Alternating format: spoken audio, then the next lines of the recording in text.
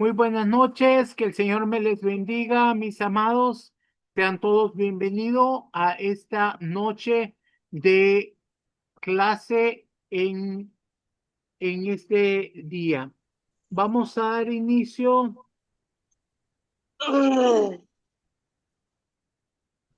Vamos a esperar que los hermanos vayan entrando de la sala de espera.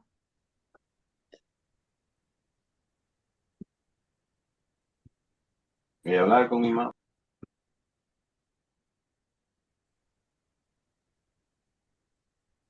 Bueno, sean bienvenidos. Somos el Ministerio Conquistadores del Reino y estamos por iniciar nuestra clase virtual de esta noche.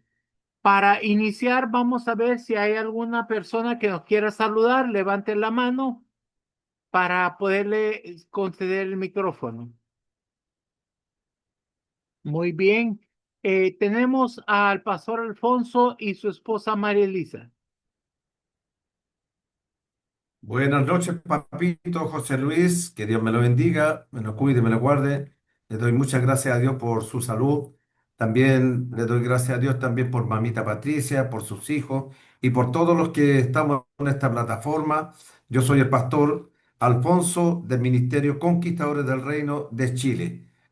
Mi esposita. Bendiciones, mis amados, bendiciones, papito, mamita, a sus hijos y como dijo mi amado, a todos los que estamos en esta plataforma, esta hermosa casa que el Señor nos plantó. Estamos aquí con un corazón para recibir lo que Dios tiene preparado para cada uno de nosotros, expectante y con gozo. Les amamos mucho, les bendecimos desde Chile, abrazos para todos y somos conquistadores del reino. Que el Señor les bendiga, mis amados. Sean bienvenidos a esta reunión de, de mucha importancia. Ahora vamos a ver, vamos a darle el micrófono a Marta Mayorga. Muy buenas noches, tenga usted, papito, en esta preciosa noche. Usted y mamita y toda su hermosa familia sean extremadamente bendecidos en esta noche. Les saluda Marta Mayorga. Un saludo cordial para todos y cada uno de mis hermanos que nos honran con su presencia a través de esta plataforma. Les saluda Marta Mayorga de Managua, Nicaragua y pertenezco a Conquistadores del Reino. Bendiciones. Bendiciones, mi amada, que el Señor te bendiga grandemente y bienvenida a esta gran familia alrededor del mundo. Ahora vamos a dejar a la pastora Annie Calle. Muy buenas noches, mi apóstol, el Señor le bendiga. Pues por acá, expectante a lo que el Señor tiene preparado en esta noche, pues les saludo, les bendigo con todas las bendiciones y muy agradecida con el Señor por tenerlo nuevamente por acá, mi apóstol. Les bendigo y saludo a su familia. De verdad, pues gracias al Señor que ya está nuevamente con las enseñanzas. Les saludo desde Venezuela, la pastora Annie Calle. Bendiciones. Bienvenida, mi amada, que el Señor me le bendiga grandemente. Ahora vamos a dejar a Wilma Chávez. Dios me lo bendiga, apóstol. ¿Cómo está? Que la gracia y el favor del Señor esté sobre usted, sobre su familia, sobre cada uno de nuestros hermanos que estamos unidos en la plataforma en esta noche, dándole gloria y honra al Señor por permitirnos reunirnos todos los miércoles, a esta misma hora para recibir esa enseñanza colocado en su corazón para cada uno de nosotros. Le bendigo, le habla Vilma Chávez de Venezuela, saludándolos a todos y bendiciéndolos en el nombre de Cristo Jesús.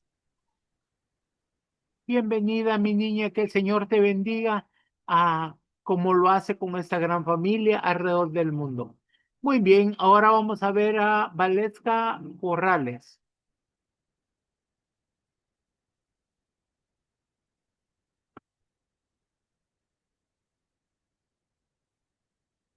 Aló, Valesca Corrales. Hola, hola. Y aló, Ahí, Hola. sí, adelante, mi niña. Buenas noches, bendiciones, papá. Un gusto, un honor, una alegría y una bendición de Dios poder escuchar de nuevo. Les saluda Valesca Torrales de Tegucigalpa, Honduras, conquistadores del reino. Agradezco a Dios por esta oportunidad. Bendito sea el Padre, bendito sea el Hijo y el Espíritu Santo. Y ruego y suplico al Señor que siga estableciendo el reino de Cristo y que todo lo que ustedes y nuestro Dios pues ha depositado se pueda hacer efectivo y podamos pues conquistar la nación y la tierra donde el Señor nos tiene en ese día. Les amo, les bendigo. Buenas noches. Buenas noches, mi niña. Bienvenida a esta gran familia alrededor del mundo. Ahora vamos a tener al profeta Javier Solís. Hola, mi amado apóstol, Dios me lo bendiga. Dios bendiga a todos los hermanos de distintas naciones a través de esta plataforma. Un gusto volver a escucharlo y estar ansioso y expectante de lo que hoy va a tener Dios para nuestras vidas. Soy el profeta Javier de Buenos Aires, Argentina, del Ministerio Conquistadores del Reino. Bienvenido, mi amado profeta, que el Señor te bendiga grandemente. Muy bien, vamos a dar inicio a nuestra clase virtual de esta noche. Vamos a, como ministerio, conquistadores del reino, se nos dio una palabra que debíamos de preparar un ejército de conquistadores para conquistar las naciones para Cristo. Así fue fundada la Escuela de Formación Ministerial Apostólica Profética Montesión. Y ahora este día vamos a tener el gusto de poder estudiar el reino. Vamos a invitar al pastor José Luis García.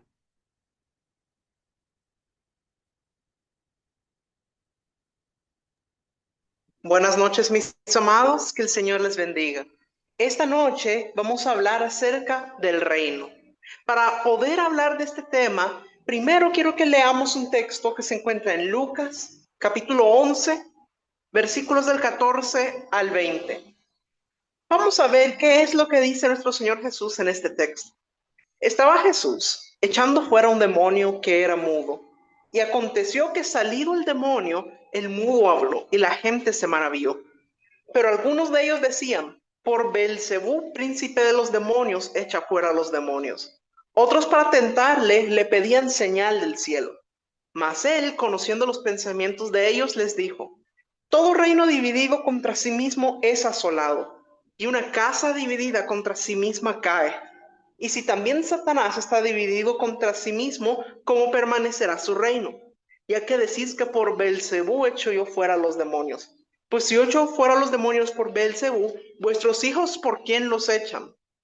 Por tanto, ellos serán vuestros jueces. Mas si por el dedo de Dios echo yo fuera a los demonios, ciertamente el reino de Dios ha llegado a vosotros. Entonces vemos en este texto que Jesús echa fuera un demonio. Y dice que las personas que estaban ahí, los fariseos, ellos estaban empezando a murmurar, decían: por Belcebú lo hizo. Y entonces Jesús dice que es el reino de Dios que ha llegado a vosotros. Dice: si yo por el dedo de Dios echo fuera los demonios, ciertamente el reino de Dios ha llegado a vosotros. Es decir, lo que él está diciendo es: no lo sigan esperando, porque el reino de Dios ha llegado a vosotros. Está aquí, ahora. Pero esto, ¿con qué lo relaciona? Con la expulsión de un demonio. Es decir, que el expulsar demonios es una característica de que ha llegado el reino de Dios. Pero mire qué interesante, porque aquí nos habla de que era un demonio mudo.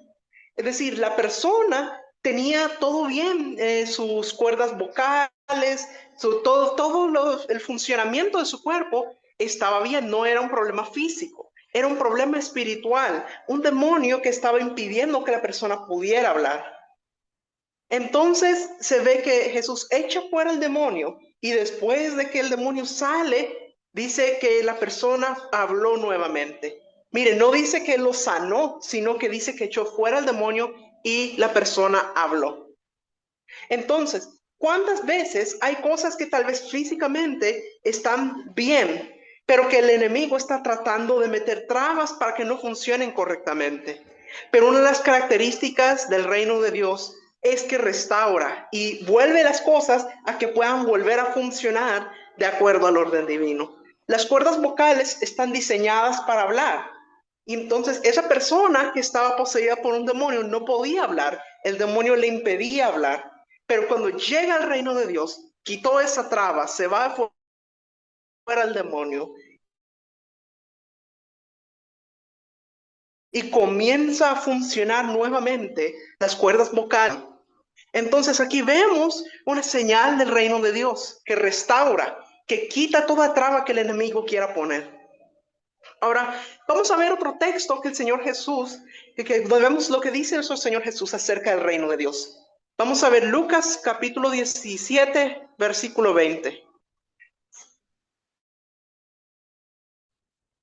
Preguntado por los fariseos, cuando había de venir el reino de Dios, les respondió y dijo: el reino de Dios no vendrá con advertencia, ni dirán helo aquí o helo ahí, porque he aquí el reino de Dios está entre vosotros.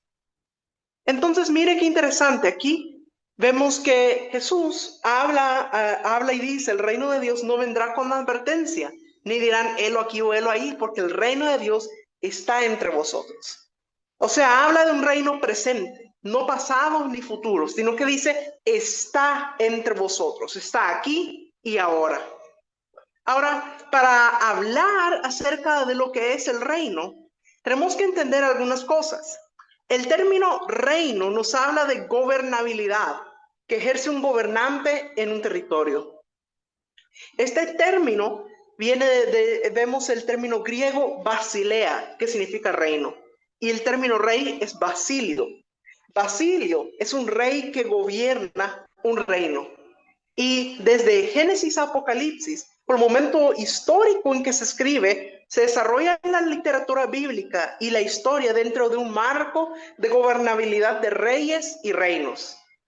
Entonces, en ese contexto, nosotros vemos que en ese tiempo de donde se escribió la Biblia, era un tiempo donde en la tierra gobernaban reyes. Ahora, mire qué interesante, porque en la actualidad eso ya no es así. En la actualidad ya no vemos reyes casi, porque hubo una revolución. Usted mira la historia, usted mira la Revolución Francesa, la ruptura con la monarquía francesa a través de pensamientos filosóficos que establecen la separación de poderes, el diseño de una nueva república, etcétera. Y entonces eso trae un desprendimiento y el final de lo que es la monarquía. Acción que produjo una revolución en el mundo y se desvinculan las nuevas colonias de todas las fuerzas imperiales europeas. Pero ¿por qué le digo esto? Porque nosotros ya no nacimos dentro de un marco donde se mira la monarquía. Es decir, todavía hay ciertos países que tienen reyes. También, por ejemplo, Inglaterra, España, Holanda todavía tienen reyes, pero han tratado de mezclar un sistema de representatividad con primer ministro, etc. Y entonces vemos que en nuestro contexto actual ya no se mira casi monarquía, sino que lo que se mira es democracia. Entonces cuando ocurre eso, entonces eso ha como forjado una cierta manera de pensar en las culturas en las que vivimos. Entonces, personas que piensan en partidos políticos, que piensan en el voto de la mayoría, gobierno del pueblo, porque democracia es demos pueblo, gracia gobierno, es decir, el gobierno del pueblo. Y entonces, muchas veces, incluso algunos sistemas en algunas iglesias tienen este pensamiento de democracia, incluso donde las decisiones no se puede hacer nada si no se reúnen todo el buró de la iglesia. Y hay otras iglesias que se ven que se mueven de esta manera. Pero tenemos que entender que la iglesia no es democracia, es teocracia. Es decir, que democracia es que el pueblo gobierna, pero teocracia es que Dios gobierna. Y eso es algo muy importante que necesitamos entender para poder realmente movernos en lo que es el reino de Dios. Tenemos que entender lo que es teocracia, es decir, que Dios tiene que ser quien gobierna. Y eso es algo muy importante, porque como dijimos, cuando hablamos de reino, hablamos de gobierno.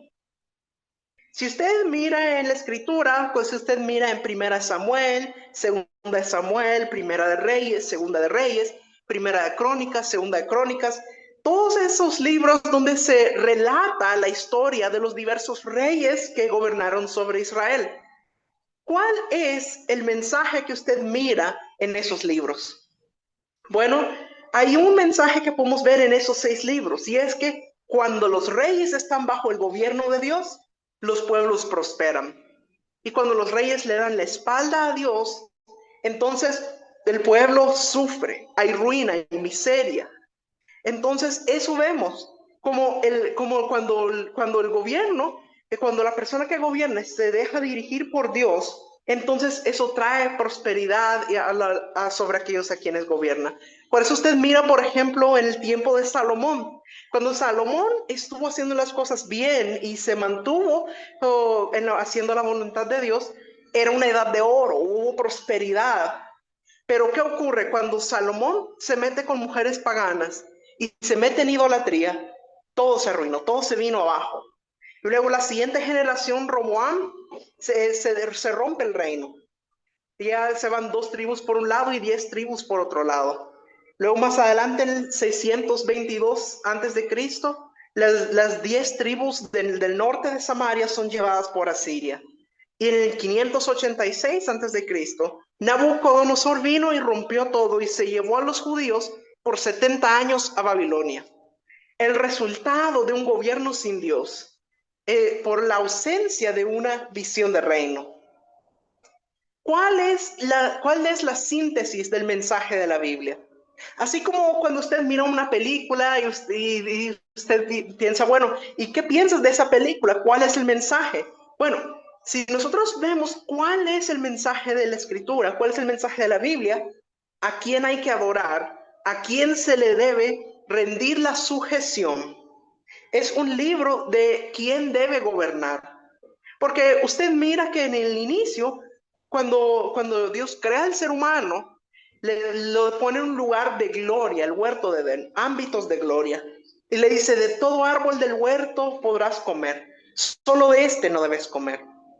Pero vemos que ese era un lugar maravilloso, ahí había fructificación, había prosperidad, ahí no había sufrimiento. Era un lugar maravilloso porque así es donde gobierna Dios. Hay prosperidad, hay gozo, hay bendición. Y lo único que Adán y Eva tenían que hacer para mantenerse en ese ámbito de gloria es dejarse gobernar por Dios, ser obedientes.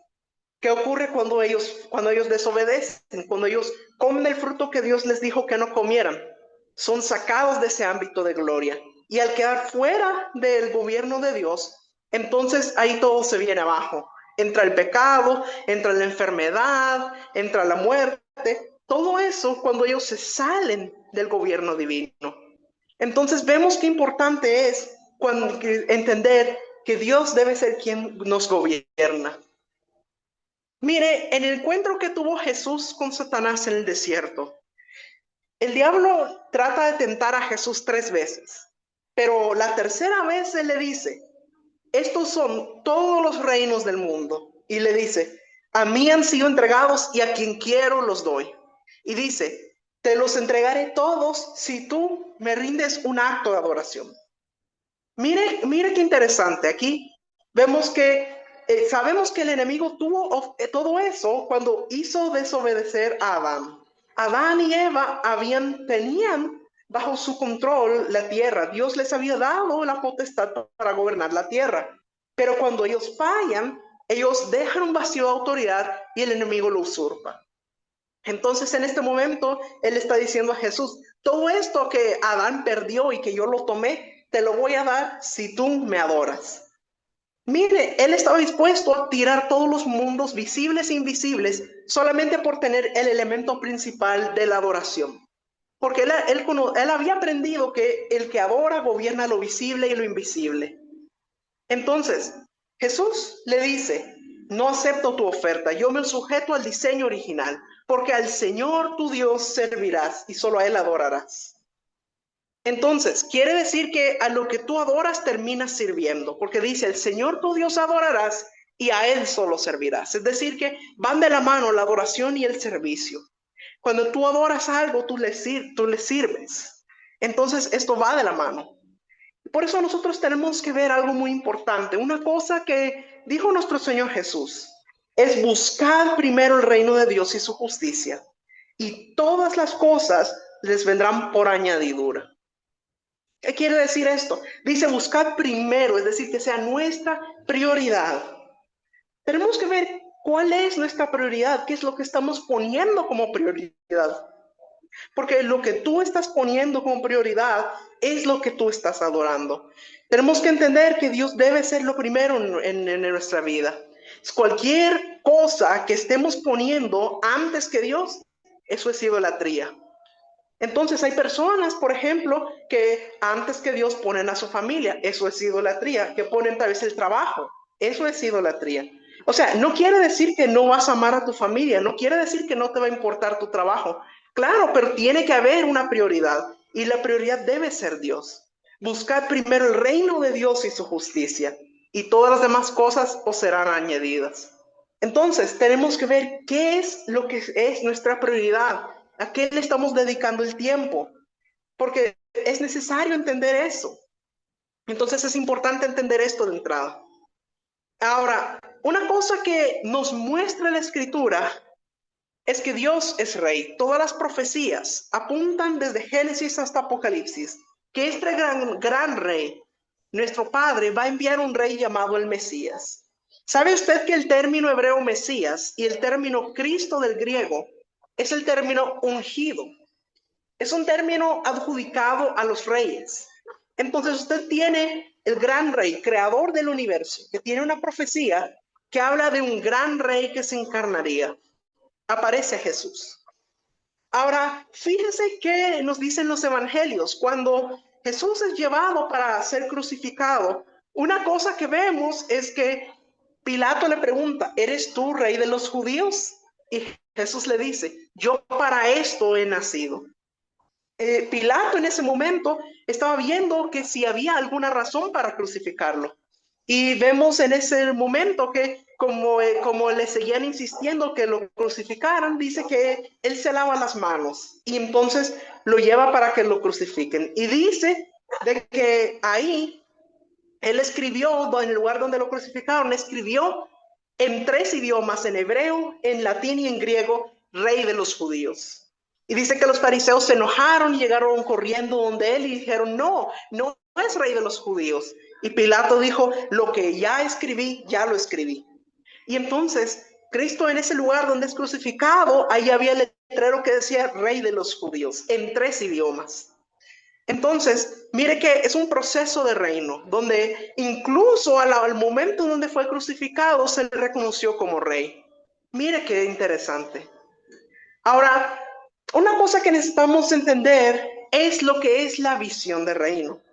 Y otra cosa es, tenemos que entender esto de la siguiente manera, lo que es la visión de reino. Vamos a ver, Juan el Bautista, a Juan el Bautista le dicen, te vamos a enviar por delante y sobre quien veas descender el Espíritu Santo, ese es el Mesías.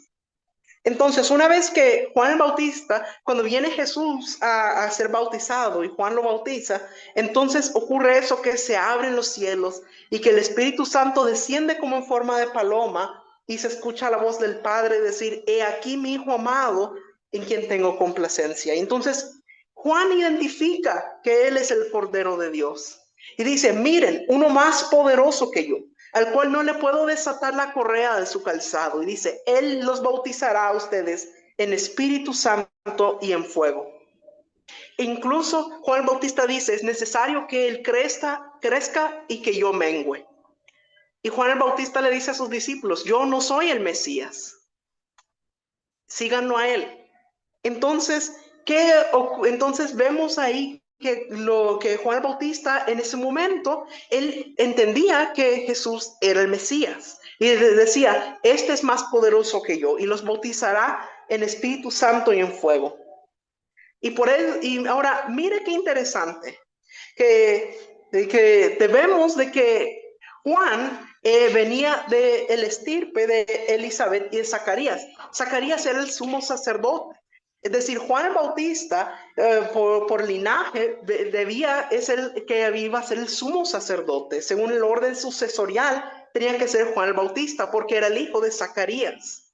Por eso es que Cristo busca a Juan, porque los profetas y los reyes, los sacerdotes, tienen que ser autorizados por Dios. Por eso es que los profetas, por eso es que los sacerdotes posteriormente le piden credenciales a Jesús. Recuerde que le preguntan, le dicen, bueno, ¿y quién te dio la autoridad para hacer estas cosas? Y entonces Jesús les pregunta, bueno, ¿el bautismo de Juan era del cielo o era de los hombres? Y dice que los fariseos se quedan en ese momento que no saben qué decir. Se reúnen entre ellos y dicen, bueno, si decimos que del cielo, él va a decir, bueno, ¿y por qué no creyeron?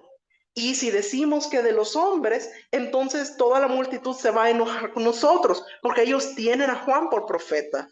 Y entonces ellos dicen, no lo sabemos. Y entonces Jesús les dice, entonces yo tampoco les digo quién me autorizó para hacer estas cosas.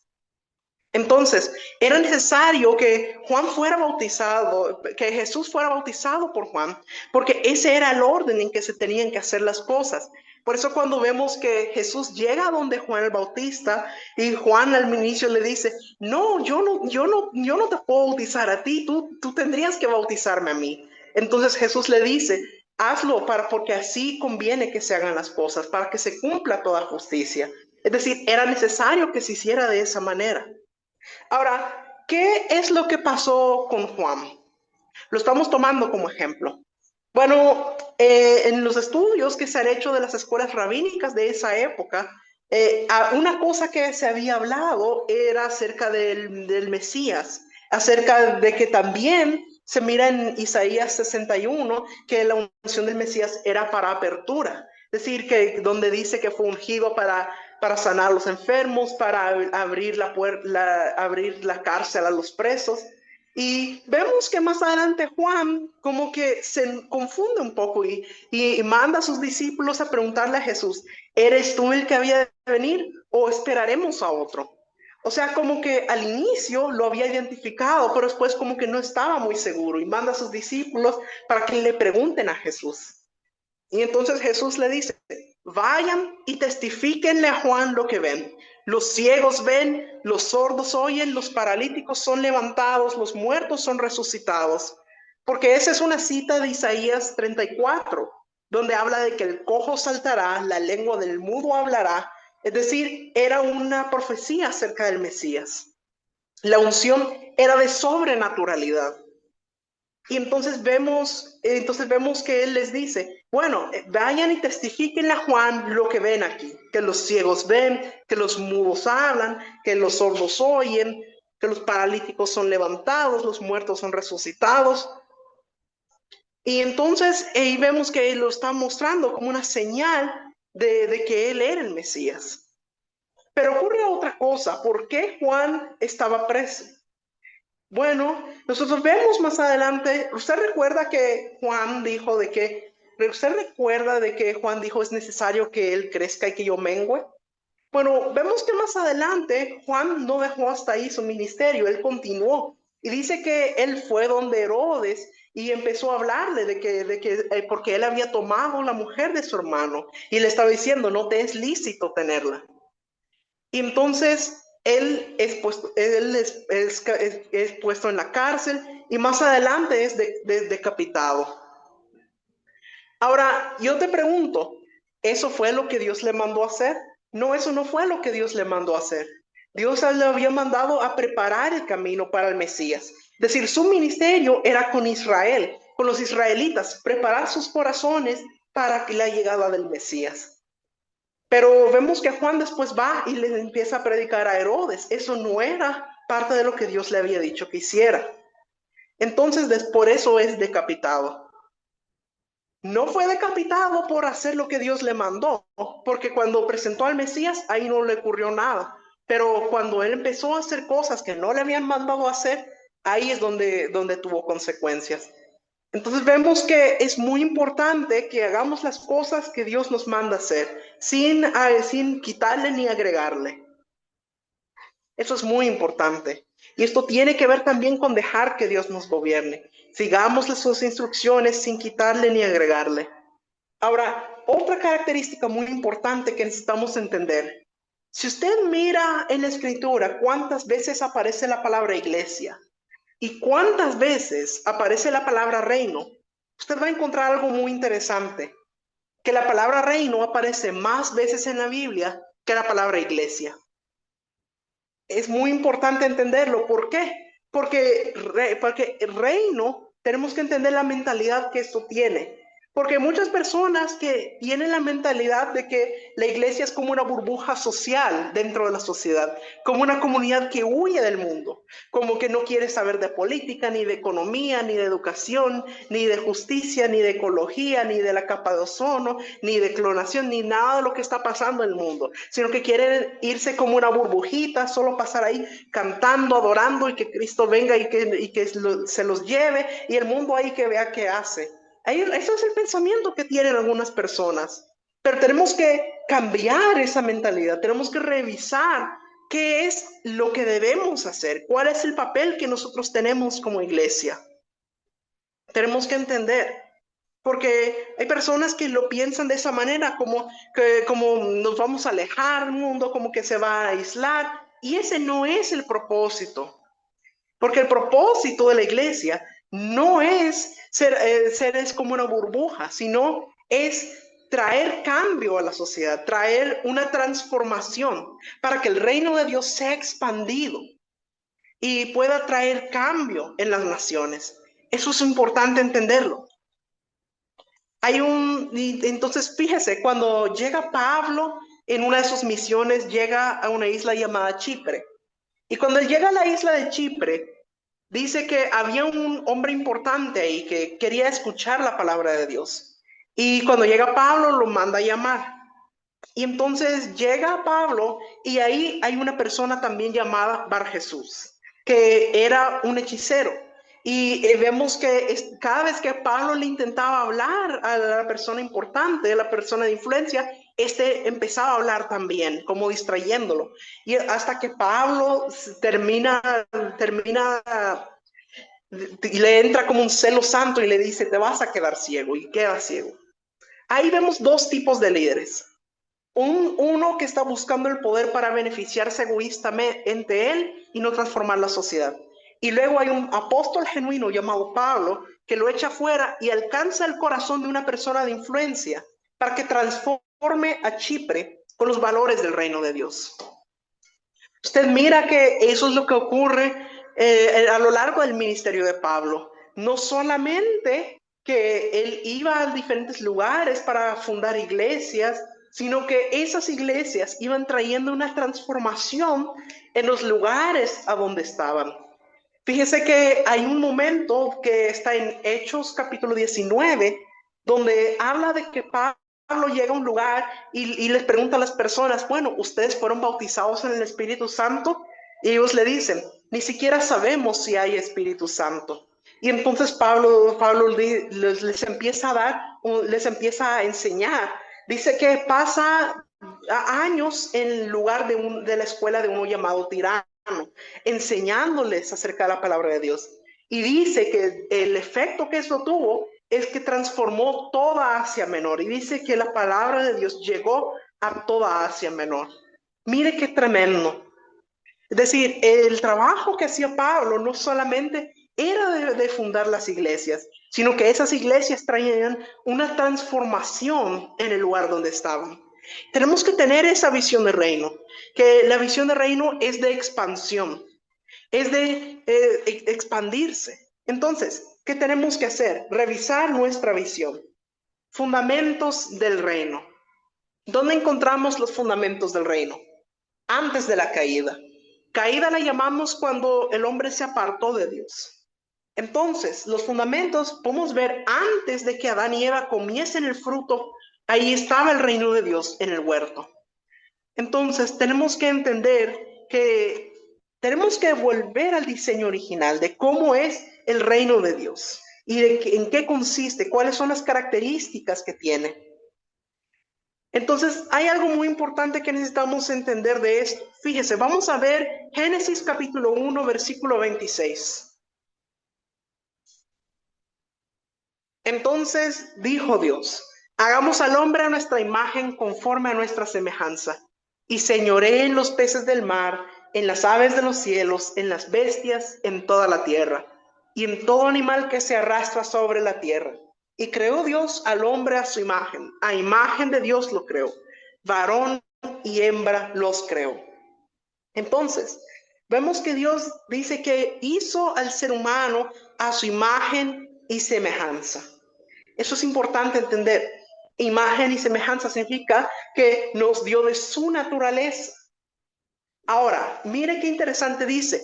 Señoree en los peces del mar, en las aves de los cielos, en las bestias, etc. Cuando dice señorear, está hablando de gobernar. Le está dando autoridad para que gobierne. Entonces vemos que cuando hablamos del reino de Dios, es Dios gobernando las naciones a través de nosotros. Nosotros somos a través de los cuales Dios va a gobernar las naciones. Es muy importante entender esto. Es lo que Dios estaba haciendo con Adán y Eva y en el huerto. Él les había dado a ellos la potestad para gobernar en ese lugar. De la misma manera, nosotros se nos ha dado esa potestad para gobernar y para expandir el reino de Dios. Eso es muy importante. Ahora, vamos a ver Génesis capítulo 2, versículo 24. Por tanto, dejará el hombre a su padre y a su madre y se unirá a su mujer y serán una sola carne. Una cosa importante que tenemos que entender son los principios divinos. Mire, el reino de Dios está regido por principios divinos. Y tenemos que entender esto. Mire, en el siglo XIX hubieron grandes pensadores filosóficos que permearon las grandes instituciones cristianas. Hemos dicho en el pasado que universidades como Yale, Cambridge, Harvard University, antes solían ser institutos bíblicos donde se formaban los ministros. Pero luego vinieron estos filosóficos, estos pensadores, y empezaron a meter el espíritu de Grecia. Se menciona, por ejemplo, Marx con su libro El Capital, Darwin con su libro Evolución de las Especies, que habla de que el hombre viene de los nímidos, unos monos que no se encuentran todavía, el eslabón perdido que dicen ellos. Freud, que metió el concepto de psicología. Es decir, todas estas personas trayendo una influencia de espíritu de Grecia. Un mundo de intelecto sin Dios que vino en contra de la iglesia y penetró los institutos y los seminarios de la época. Entonces se crea un antivalor que el hombre moderno no entienda su origen. Por ejemplo, si usted mira el movimiento de la organización LGBT, ¿por qué esa organización tiene esa propuesta? Porque no creen en la filosofía de Dios, porque no creen que el hombre fue creado a imagen de Dios. Porque si llegara a creer que fuimos creados a imagen de Dios, tendrían que aceptar que varón y hembra los creó. Y entonces por eso ese movimiento no quiere saber de Dios, porque le estorba su filosofía, a su pensamiento. Pero vemos en la escritura que dice, por tanto, dejará el hombre a su padre y a su madre. Quiere decir que todo ser humano proviene de un matrimonio heterosexual. Proviene no de un papá y un papá, y tampoco de una mamá y una mamá, sino que de un padre y de una madre. Entonces, y se proviene de un hombre y una mujer, de un óvulo y de un espermatozoide. Dos seres compatibles, con dos aparatos reproductores maravillosamente creados, complementarios para que generen la vida. Eso lo creó Dios. Entonces, y interesante también que dice, y se unirá a su mujer y serán una sola carne. Es decir, en el principio, este principio es monogamia. Es decir, no dice se unirá a sus mujeres, sino que dice se unirá a su mujer. Y esto es algo interesante que Jesús menciona. Hay un momento en donde los fariseos le hablan a Jesús y le dicen, bueno, pero en la ley de Moisés dice que podemos el divorcio. Y entonces Jesús dice, en el principio no era así. Mira esa expresión que él utiliza, en el principio no era así. Es decir, él nos lleva al principio, nos lleva al diseño original. Quiere decir que la ley vino a legitimar algunas conductas que no eran así en el principio. Porque tenemos que entender algo muy importante. Hay cosas que pueden ser legales, pero no legítimas. Que pueden ser legales, pero no morales. Entonces, es importante entender esto. Estos son principios por los que se rige el reino de Dios. Y es muy importante entender que nosotros tenemos que entender todo esto. Ahora, otra cosa que tenemos que entender acerca del reino de Dios es productividad. Cuando el hombre es creado a imagen de Dios, ¿qué es lo que le dice Dios al ser humano? Le dice, fructifica, multiplica, señorea. Entonces nos habla de fruto, nos habla de prosperidad. Esa es otra característica del reino de Dios. Como había dicho anteriormente, el huerto de Edén era un ámbito de gloria donde Dios gobernaba. Ahí había fructificación, había multiplicación, ahí había abundancia. Luego, cuando el ser humano falla, ellos son sacados del huerto, dice que en la tierra le daba cardos y espinos. Les decía, mucho sudor, mucho esfuerzo y poco resultado. Había escasez. Y donde no está Dios, ahí hay escasez. Pero donde Dios gobierna, hay prosperidad y hay abundancia. Entonces, esa es otra característica del reino de Dios, que hay fructificación, hay prosperidad, hay abundancia. Ahora, mira qué interesante, porque también otra característica del reino de Dios es que nosotros también somos productivos. Ahora, vamos a ver Génesis capítulo 2, versículo 15. Tomó pues Jehová Dios al hombre y lo puso en el huerto de Edén para que lo labrara y lo guardase. Entonces, dice que Dios toma al hombre y lo pone en el huerto de Edén para que lo labrara y lo guardase. Es decir, Dios le da al hombre un trabajo, que cuide del huerto. Entonces, es importante entender que en el reino de Dios nosotros también tenemos nuestras responsabilidades de lo que tenemos que hacer. Dios te provee, pero también es necesario que tú pongas de tu parte, que hagas tu esfuerzo también. Hoy en día hay muchas personas que están como esperando que les caiga el maná del cielo. ¿Y cómo está? Aquí esperando un trabajo. ¿Saliste a buscar? No, es que estoy esperando en Dios. Él me va a enviar el trabajo. Y hay personas que están esperando como que les caiga el maná del cielo. Y tenemos que entender que también es parte de la bendición de Dios que nosotros trabajemos y que luego cosechemos los frutos de nuestro trabajo. Y eso es algo importante también. Otra característica del reino de Dios es autoridad. Antes de la caída, Dios le dice al hombre, señoree en los peces del mar, señoree en las aves de los cielos, en lo que se arrastra en la tierra. Es decir, fuimos creados para gobernar por medio de la palabra hablada. Somos creados a imagen de Dios. Dios creó el universo por la palabra y Dios sale su facultad a través de la imagen. Usted tiene el poder para gobernar a través de la palabra hablada. Usted mira cómo Jesús gobernaba. Cuando Él estaba en la tierra, como Él a través de la palabra, Él sanaba. A través de la palabra, Él echaba fuera demonios. A través de la palabra, Él hizo que la tormenta se detuviera y que el mar se calmara. Es decir, vemos que a través de la palabra, a través de la declaración, vemos que se gobierna. Entonces es importante entender qué es lo que tener cuidado, qué es lo que estamos hablando, lo que nosotros declaramos. Tenemos que entender que tenemos que estar declarando de acuerdo a lo que Dios estableció. Por eso siempre hablamos de la importancia de la diferencia entre la realidad y la verdad. Que la realidad es lo que se mira en el mundo natural, pero la verdad de Dios es lo que Dios estableció, que está en lo espiritual y que sí y es amén. Entonces, lo que nosotros hablamos tiene que ir conforme a la verdad, no a la realidad.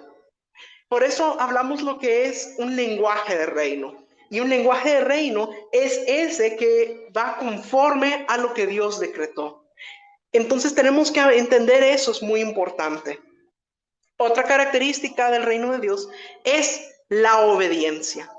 Obediencia es una palabra importantísima que tenemos que entender, que siempre la vemos en la Escritura. Usted mira, por ejemplo, en el huerto de Edén. ¿Cuál era la condición para que Adán y Eva permanecieran en ese ámbito de gloria? Que fueran obedientes. Cuando fueron desobedientes, fueron sacados de ese ámbito de gloria. Sujeción y obediencia. Fíjese cuando el centurión llega donde Jesús y le llega a pedir para que él sane a su criado. Jesús dice que él dijo que iba a ir a la casa del centurión. Pero el centurión dijo, no soy digno de que entres bajo mi techo. Solo di la palabra y mi criado sanará. ¿Y por qué tenía esa certeza? Porque él dijo, porque yo también soy hombre bajo autoridad.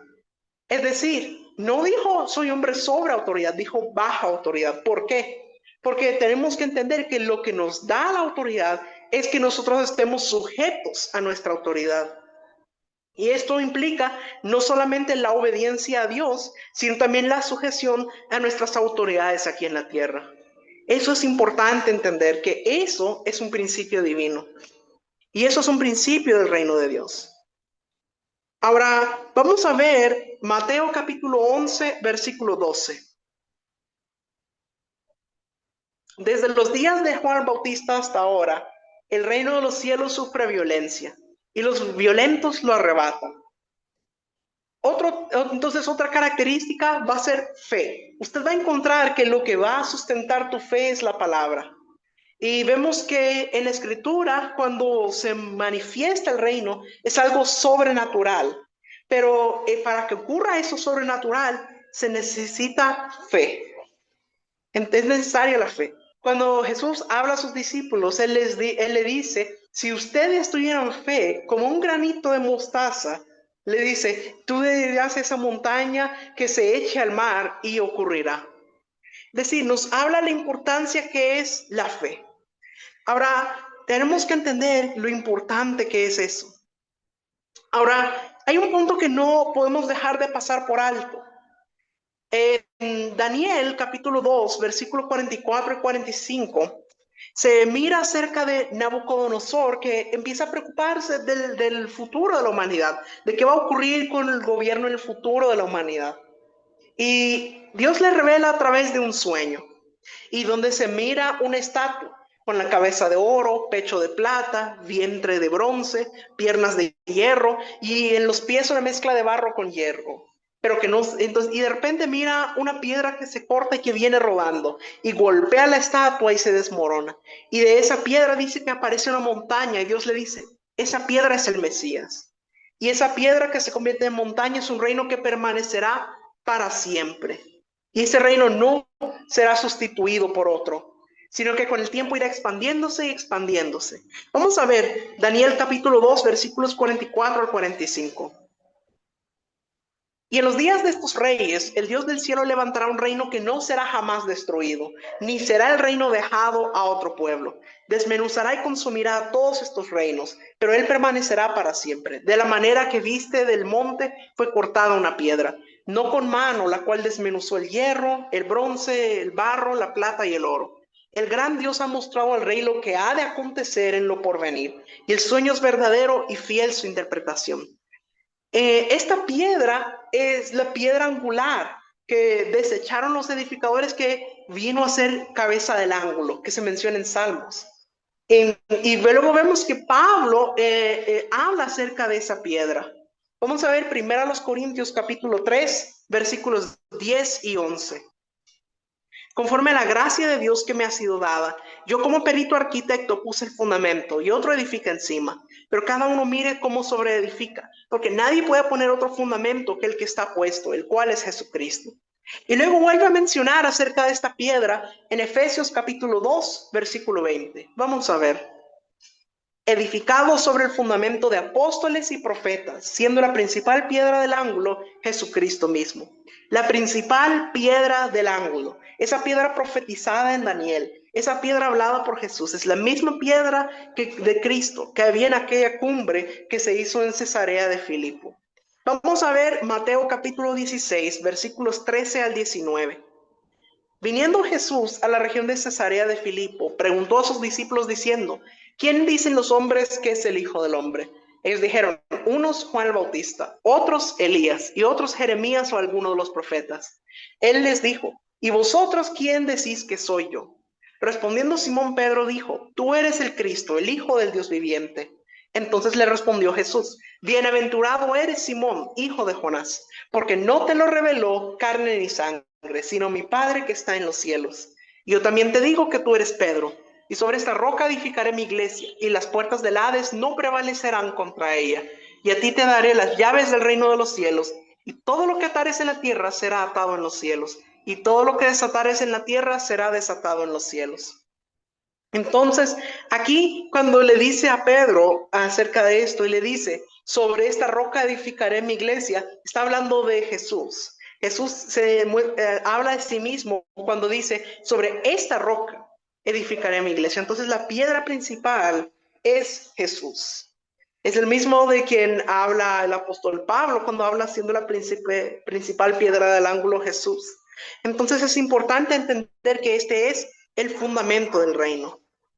Y luego dice que le dice, a ti te daré las llaves del reino de los cielos. Le entrega las llaves a la iglesia, las llaves del reino de los cielos. Se le entrega a la iglesia. Mire que no se le entregó a los reyes, a los que tenían influencia de gobierno en la política, sino que se le entrega a la iglesia. Es la responsabilidad de la iglesia. Vamos a ver Isaías capítulo 22, versículo 22. Y pondré la llave de la casa de David sobre su hombro, y abrirá y nadie cerrará, cerrará y nadie abrirá. Esa es la llave de David. Dice con esa autoridad que abrirá y nadie cerrará, cerrará y nadie abrirá. ¿Sobre el hombro de quién? El hombro del Mesías. Sobre su hombro pondré la llave de David. Dice que la llave abre y que nadie cierra, cierra y nadie abre. Ese poder de abrir y cerrar, de atar y desatar, se le dio a Jesús y luego él se lo da a la iglesia. La iglesia tiene ese poder, pero nosotros tenemos que utilizarlo. Se nos entregó a nosotros para que nosotros expandamos el reino de Dios en las naciones. Hay un trabajo que fue asignado a la iglesia y es un trabajo internacional. Ir por todo el mundo y hacer discípulos. Mire, es tan así, la fama de Pablo era tremenda. Cuando Pablo llegaba a un pueblo, ¿sabe lo que decía la gente? Llegaron los trastornadores del mundo. O sea, era alguien que traía una transformación al lugar donde él iba. Ahora yo te pregunto, ¿eres un trastornador del mundo o el mundo te trastorna a ti? Hay gente que está siendo trastornado por el mundo. Hay que la política, hay que la economía, que para dónde voy. No, nosotros no estamos para ser trastornados por el mundo, sino que nosotros venimos para establecer, para transformar las naciones, para tomarlas para Cristo. Entonces es importante entender eso. Mire, si usted mira en la historia, usted mira que todos los grandes imperios llegaron a un momento donde cayeron. El Imperio Romano cae en el 476. Más adelante usted mira el Imperio Otomano, cayó también. La Unión Soviética se hundió también. Los grandes países que colonizaron el mundo, los ingleses, los españoles, los franceses, los portugueses, eventualmente perdieron sus colonias y se quedaron solo como un país. Y entonces todos esos imperios en algún momento colapsaron. Pero la única organización que se ha expandido a nivel global, que permanece en todos los países, con mayores sucursales en todo el mundo, es la Iglesia de Jesucristo. Estamos hablando de una institución que data desde hace 2000 años. Y la profecía es, y este reino permanecerá para siempre. Y las puertas del infierno no prevalecerán contra la iglesia. Fíjese, la iglesia había llegado a un impacto tal en el año 300 que ya había prácticamente impactado la sociedad. Estamos hablando de que la iglesia tiene un poder socializante de cambio. La iglesia tiene un poder de transformar las naciones, de transformar la mentalidad de las personas. Un poder de transformación de la sociedad y reafirmar los valores en la familia. El evangelio no es para estar escondido. Es el propio Cristo que dice, eres sal de la tierra, eres luz del mundo, portador de justicia, eres un embajador del reino. Fíjese, como yo les decía, hay personas que tienen la mentalidad de ser una burbujita, que están aislados del mundo, que no quieren saber nada del mundo y que solo están esperando para que Jesús se los lleve. Hay algunos que usted mira, es una persona con esa mentalidad, Señor, ven pronto y sácame de este mundo, yo ya no aguanto más, llévame contigo. Y por el otro lado está Jesús.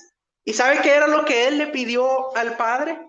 Él oró, Padre, yo no te pido que los quites del mundo, yo te pido que los guardes del mal, porque así como tú me has enviado, yo los envío a ellos al mundo. O sea, Hay algunos que están con la mentalidad de que quieren estar lejos lo más posible del mundo, pero nuestro objetivo es ir y ser luz donde hay tinieblas, porque somos la luz del mundo, la sal de la tierra. Cristo dijo, mi reino no es de este mundo. Pero tenemos que entender que cuando habla de eso, no, lo que quiere decir es, mi reino no es de la naturaleza malvada de este mundo, pero es en función de este mundo. Por eso es que cuando Él enseña a orar a sus discípulos, Él dice, Padre nuestro que estás en los cielos, santificado sea tu nombre, venga tu reino. Entonces, tenemos que entender que para que se establezca el reino de Dios en las naciones, nosotros tenemos que tomar nuestro lugar y cumplir con el papel que se nos ha dado. Jesús nos ha dado la autoridad para que nosotros podamos ejercerla. Esa autoridad, ese señorío que se le había entregado primero a Adán y Eva en el huerto de Edén, pero ellos por desobedientes lo perdieron. El enemigo tomó el vacío de autoridad, pero luego dice que cuando nuestro Señor Jesús fue crucificado, dice que en la cruz Él exhibió públicamente a los principados y las potestades y los despojó de toda esa autoridad que ellos habían usurpado. Y luego, ¿sabe qué hace con eso? Nos la entrega a nosotros, a la iglesia. Nos la da a nosotros para que podamos ejercer esa autoridad. Mire qué maravilloso. Pero tenemos que tomar nuestro lugar. La iglesia tiene que volver a retomar el evangelismo, a conquistar las naciones para Cristo. Es algo que necesitamos entender. La iglesia tiene que hacer ese trabajo, que se expanda el reino de Dios en las naciones, transformar la cultura de los lugares donde está. Fíjese, cuando hablamos de conquista, como hablamos de que somos conquistadores del reino, ¿sabe qué ocurre cuando hay una conquista? Hay una transformación de la cultura del lugar donde es conquistado. Usted mira, por ejemplo, qué pasó en Latinoamérica cuando llegaron los españoles. Transformaron por completo la cultura del lugar. El idioma que se habla, la forma de vestir, lo que se come. O sea, es una transformación completa de la cultura. Eso es lo que tiene que ocurrir con nosotros también, cuando nosotros conquistemos las naciones para Cristo. Traer un cambio en la cultura del lugar, una transformación. Eso es importante. Mis amados, esta enseñanza va a llegar hasta aquí. Todavía falta un poco más, pero ya vamos, ya ha durado bastante la enseñanza. Así que el Señor les bendiga.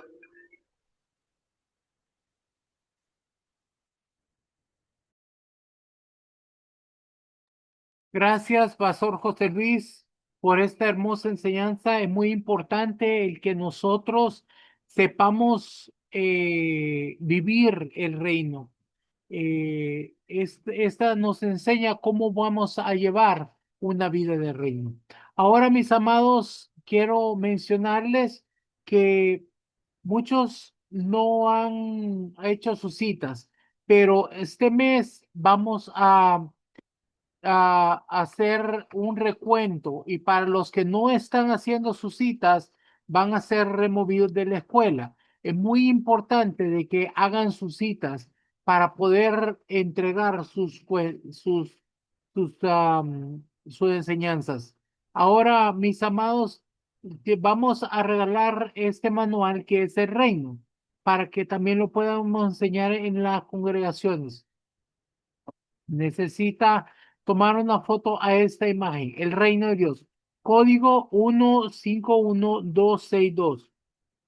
Le toma una foto y me lo envía por WhatsApp para que le podamos enviar el manual y si gusta puede pedir para que le enviemos también la enseñanza. Estará grabada y la vamos a poder enseñar. Muy bien, vamos a continuar. Si hay alguien que nos quiera platicar de lo que pasó en Capi, pasó alguna experiencia sobrenatural, puede levantar su mano para que nos puedan platicar sobre lo que le pasó en Capi.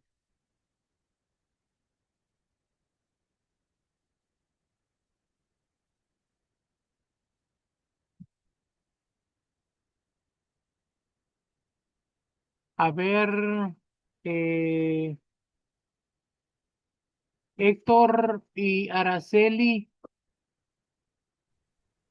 Papito, bendiciones, bendiciones a todos mis hermanos. Bueno, yo quiero dar un testimonio que aunque yo no estuve en CAPI, pero todo el tiempo estuve desde casa, completamente conectada, completamente aquí recibiendo. Y bueno, antes de dar testimonio de lo que Dios hizo en mí aquí, que fue algo sobrenatural, yo decía, bendito Dios, si eso es estando desde mi casa, desde cómo sería o cómo será, porque yo todavía no he ido a Honduras, todavía no he estado allí en aquel congreso tremendo, pero sé que el Señor me va a llevar muy pronto y sé que así va a ser para el próximo año. Bueno, cuando estaba predicando, la verdad es que no me acuerdo bien los nombres de las personas que expusieron. La primera persona que expuso, eh, este profeta de que es como hijo de Benny Hinn. Bueno, el caso es que cuando el hombre estaba allí orando, él declaró sanidad. Llevaba, yo creo que más de 10 años, como 15 años más o menos, sufriendo de hipotiroidismo. Eh, y también desde que a mí me hicieron el Pomeroy, yo también quedé con un dolor muy fuerte en la cadera. Pues esa noche yo recibí la palabra cuando él declaró de que fuéramos sanos por hipotiroidismo y también hizo la oración para la cadera, pero en especial fue el hipotiroidismo. Yo tenía examen al siguiente día y yo ese día declaré y la unción vino sobre mí. Yo dije, mañana yo sé que voy a ir al examen y voy a estar bien. Y bueno, lo declaré y así fue. Para la gloria de Dios, al siguiente día me hicieron el examen. Yo no he vuelto a tomar medicamentos, gloria a Dios, porque me declaré sana, porque el Señor me sanó. Y cuando salió el resultado, el doctor me dijo, bueno, la verdad el examen te salió muy bien, venías con un descontrol bastante fuerte, pero ahora estás bien. Yo le dije, pero ¿cuál es lo normal? Me dijo, digamos que lo normal es 4, pero lo tienes en 5. Entonces yo dije, ah, bueno, gracias. Me dijo, sí, vamos a hacer otra vez el examen y para hacerle simplemente control. No me he hecho el otro examen, pero al siguiente día también estuvo el profeta, no, el apóstol Tobar, y él también directamente declaró sanidad sobre hipotiroidismo. Entonces ese día yo dije, Señor, si quedó algún residuo, en el nombre de Jesús, yo declaro que todo se va en este momento. Pues la verdad, por eso digo, desde eso hace que no tomo medicamentos. Yo me quedaba 2 días sin tomarme el medicamento y yo prácticamente no podía del dolor en las articulaciones. Era un cansancio extremo. O sea, mi cuerpo sufría un desgaste, era algo intenso, pero para la gloria de mi Señor, yo soy sana. Y no he vuelto a tomar medicamento y no voy a volver a tomar medicamento porque el Señor me sanó. Entonces quería dar como testimonio del poder de Dios, lo grande, lo sobrenatural que podemos cuando nosotros como hijos creemos. Estamos hablando precisamente del reino, lo que se ve, lo que se puede evidenciar en nuestras vidas, lo que verdaderamente podemos nosotros vivir cuando creemos, cuando declaramos, cuando nos levantamos y tomamos y recibimos la palabra. El poder de Dios es inalcanzable, es tan soberano que mira lo que hace a la distancia. Pero entonces, para la gloria de mi Señor, el Espíritu Santo estaba acá. Ese día fue una manifestación poderosa. Y bueno, solamente quería dar este testimonio, darle la gloria a Dios porque me sanó después de sufrir y padecer y tomar medicamento por tanto tiempo, algo que ya habían decretado los médicos, que ya con esto iba yo hasta el día que estuviera en la tierra. porque eso lo habían dicho los médicos, pero para la gloria de mi Señor soy sana, papito. Quería Gloria a dar Dios, testimonio de esto milagro sobrenatural. gloria a Dios. Qué tremendo recibir sanidad por medio de una palabra, ¿verdad? Bueno, mis amados, quedamos entonces pendientes para mañana. Cualquier cosa, vamos a enviarles la invitación y vamos a estar pendientes para lo que es la parte de de los estudios para que podamos para que podamos estudiar. Sí, les pido que por favor se anoten en sus citas para que lo podamos hacer. Bueno, me despido de ustedes en el nombre del Padre, del Hijo y del Espíritu Santo y los cubro con la sangre preciosa del Cordero en el nombre poderoso de Jesús.